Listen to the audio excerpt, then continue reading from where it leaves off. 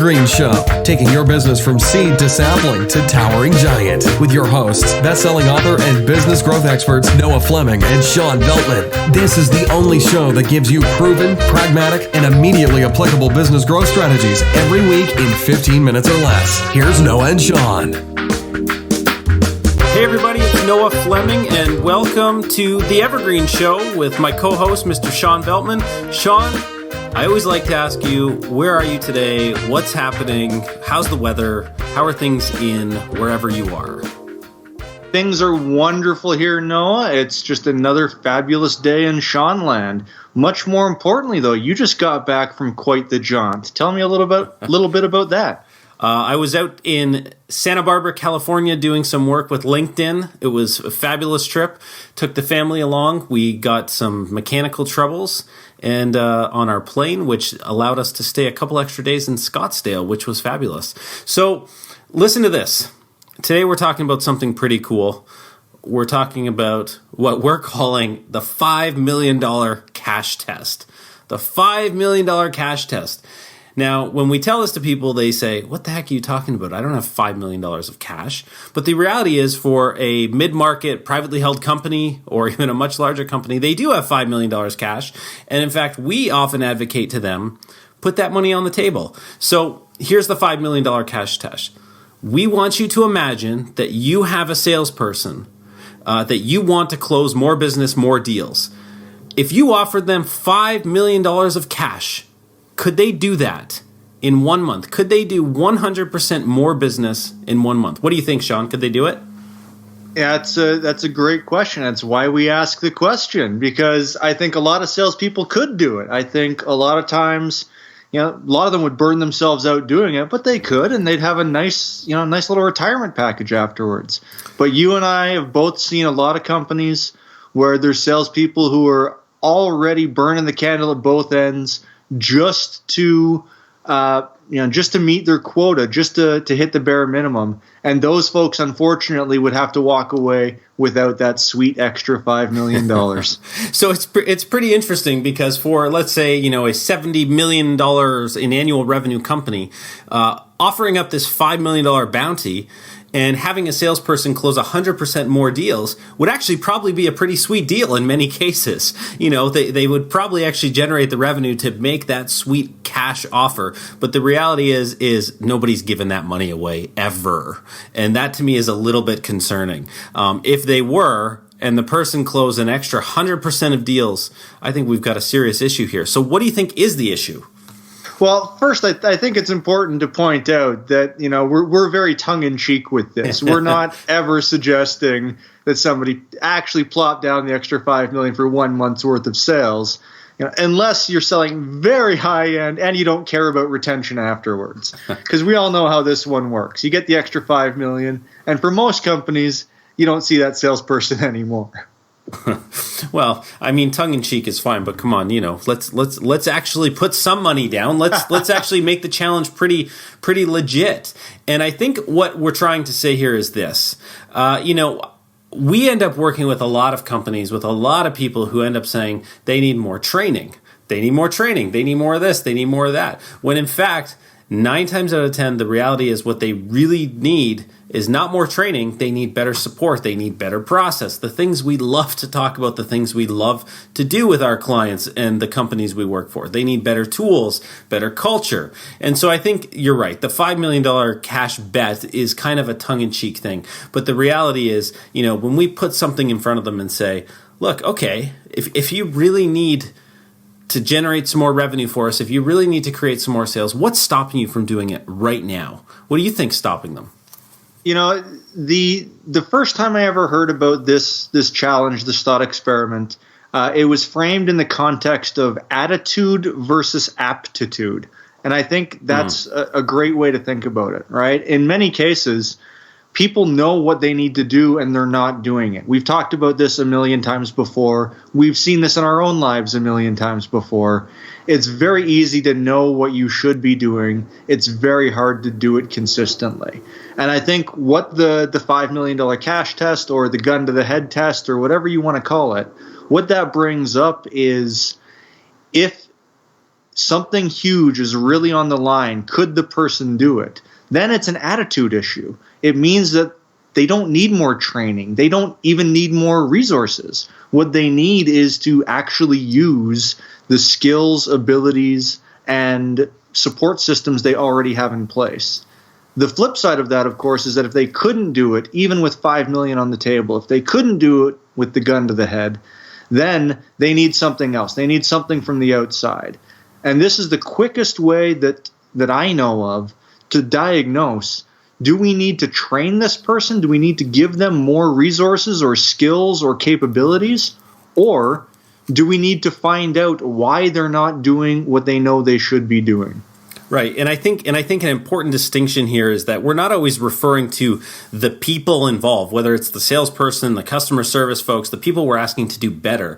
As I mentioned a few moments ago, and as Shawn just alluded to, this is not always just a personnel issue. This is perhaps a corporate issue. This is perhaps a company-wide issue that needs addressing, because we all know people aren't necessarily motivated by money. There's a lot of folks that could care less about that extra cash on the table. And so what is it that they really need? And more often than not, it's not training. When we start to track the activity of what folks are doing, whether they're in service, whether they're in sales, we find that it's almost always not about training. These people know what they're doing. A lot of them are really quite successful. It's not about telling them to stop being lazy.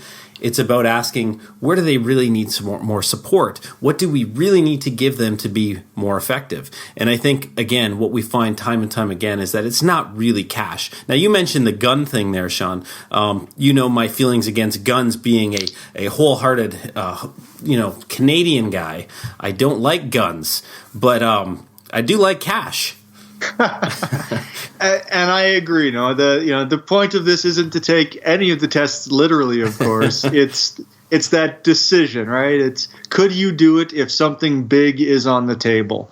And one of the things that I think is really upsetting to me about the way that most people fall to training as the first effort is that sets training up to fail. A lot of times people hear our message and they think that we're against training, or they think that we don't appreciate the importance of offering training to employees or helping people improve their skill set. And that really couldn't be further from the truth. I think what we're against is using training as a BandAid and then expecting that that's going to fix systemic issues, because that sets the training up to fail. You can't just throw a group of salespeople into an afternoon training and then yell at them a month later when their numbers haven't gone up. If you've got a bad system and structure and set of processes in place that is hindering them. That's exactly the key for me. It's the BandAid, right? It's the $5 million cash test, but it's really about pulling off that BandAid. And I think, again, we've seen it time and time again.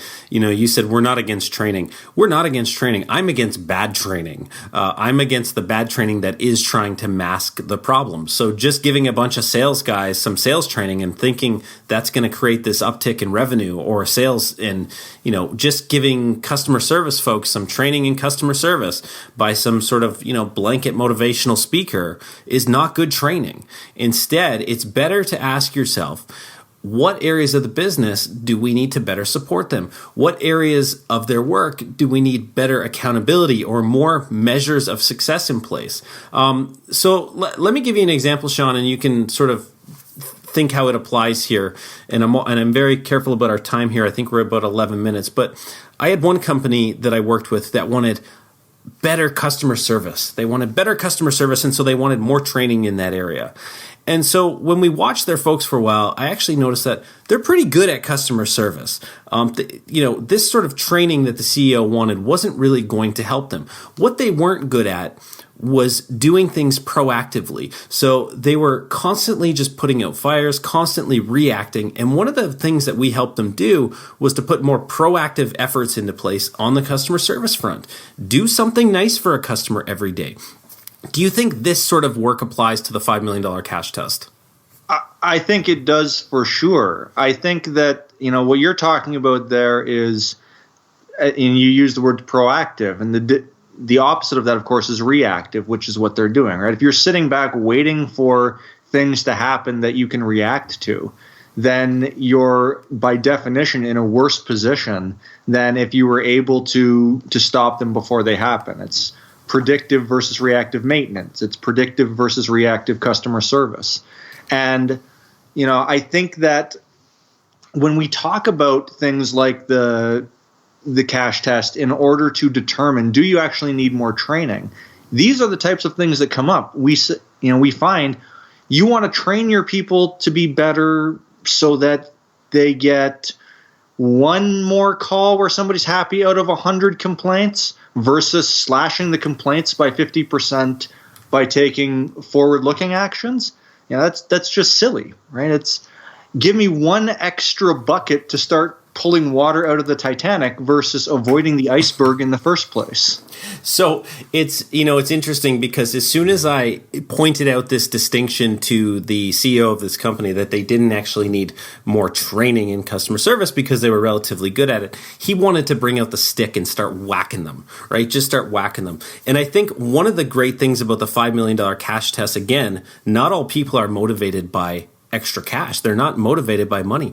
So I asked him to really start to think about what could we give these people? What could we put on the line that would really make them excited to do this? And again, he immediately wanted to say, well, it's their job, right? Here's the bet. In 30 days, you're not going to have a job if you don't do this. That's not always the best way either. Put something positive, put something that gives them that motivation to actually go out there and do what they can do. And I think more often than not, you're going to be surprised in what happens. And so to me, that's really the essence of the $5 million cash test. Putting some cash on the table, and again, cash being, whatever it is that actually motivates them, have that discussion with them, and then see if it's truly a training issue or if they just need some better tools, better process, better culture, whatever it is to help them do what they can do. Anything else to add to that? Because you got about 30 seconds, my friend. So 30 seconds, all right. Then we'll save my thoughts for another podcast because we got a whole other one that'll spin out of what we finished there.